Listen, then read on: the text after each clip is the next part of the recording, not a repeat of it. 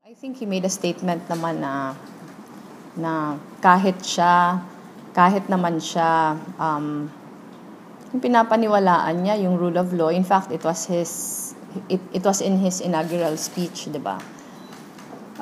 Tingin ko naman hindi niya naman i-condone yung parang vigilante style na execution. Yung nakakabahala lang kasi marami na talaga. Marami na, baka nakakabahala dito, baka nagke-create na tayo ng culture of, 'di ba?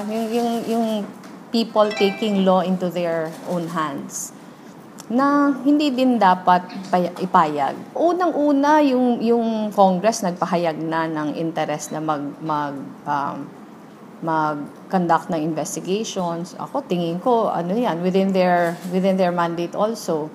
Yung sa akin, it is within the mandate of the executive na hayaan din yung Department of Justice. Siguro yung PNP or DILG to look into this. Kasi hindi naman pwedeng pabayaan eh.